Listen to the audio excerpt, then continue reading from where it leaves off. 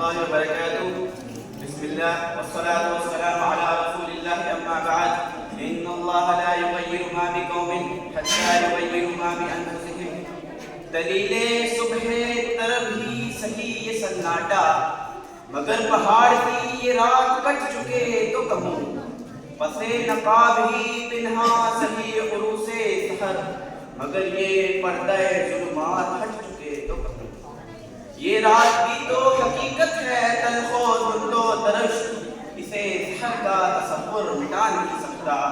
شکست سے میرا اخلاق اجنبی ہے نہیں، سحر ملے نہ ملے رات سے نہ آلوگا.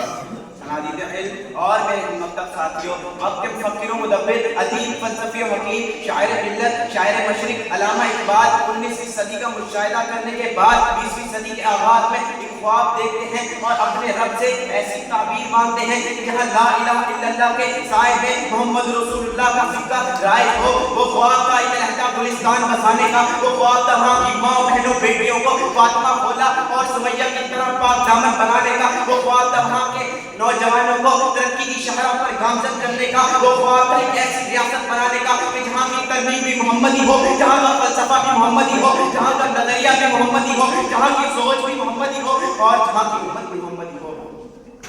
چنانچہ تعبیر اقبال پوری طرح ثمر آور ہوتی ہے. 14 اگست 1947 کو 1 کروڑ سے زائد مسلمان نقطۂ ہجرت مانتے ہیں، 50 لاکھ سے زائد شہید ہوتے ہیں اور باقی فرنگیوں کی سازشوں کو رون کر ہندو بنیے کے ایک قومی نظریے کو گنگا کی موجوں کے سپرد کرتے ہوئے پاکستان کی حدود میں داخل ہو جاتے ہیں.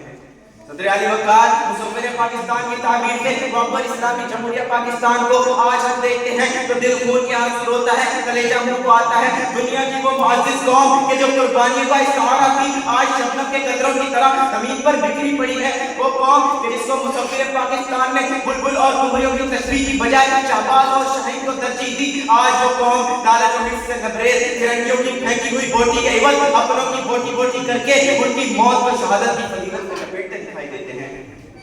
تعبیر اقبال تو یہ تھی کہ ایک ایسی ریاست عدل و انصاف قائم ہو جہاں مشرقی نوجوان ابھرتے ہوئے سورج کی مانند روشن مستقبل کا ضامن ہو، جو ملک نہ تو داخلی طور پر دہشت گردی، بد امنی، ٹارگٹ کلنگ، لوٹ مار، کرپشن کی آماجگاہ نہ بن سکے، جہاں لا قانونیت کا اندھا راج نہ چل سکے. مگر افسوس سچ افسوس، مجھے کہنے دیجیے، مجھے خواب اقبال کے بعد تعمیر وطن بتانے دیجیے.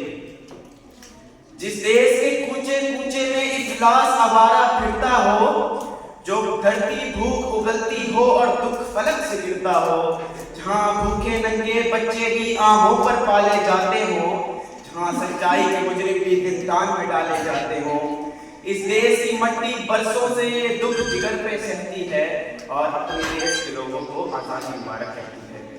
صدر علی وقار، میں نے زبان حال پر شکوہ گناہ ہوتے ہوئے آنکھوں کی مائیت میں مقبرہ اقبال پر کھڑے تڑپتے دل کی روداد سناتے ہوئے پوچھنا چاہا، اے اقبال، کیا یہ وہی دھرتی ہے کہ جس کی تعبیر آپ نے دی تھی، جہاں پر اسلام کے پرچم تلے محمدی نظریے کا راج ہو؟ اے اقبال، جس پلٹتے جھپٹ کر پلٹتے شاہین پر تجھے بڑا ناز تھا، آج وہ اپنی اکابی روح کھو کر اونچی اڑان بھول کر گنبد شاہی پر بسیرا کر چکا ہے. اے اقبال، تیرا مرد مومن آئینے جمع مردی اور خودی کے فلسفے کو بھول کر بازار حسن میں سستے داموں بیچ چکا ہے. شمشیر و سنا کو بند تابچوں میں سجا کر بے باغی و حق گوئی کو بھلا کر مکاری اور رباہی کو اتر چکا ہے. آزانے آج بھی زندہ ہے مگر روح میں بلالی کھو چکا ہے.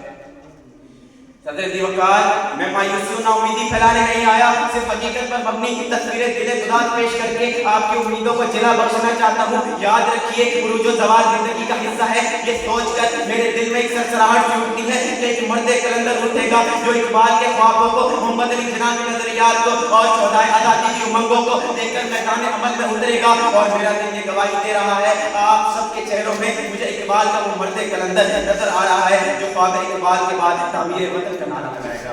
آخر میں یہی پیغام سخن دینا چاہوں گا، چمن کے مالک اگر بنا لے موافق اپنا شعار، اب بھی چمن سے آ سکتی ہے پلٹ کر روٹی بہار، اب بھی وما توفیق الا باللہ.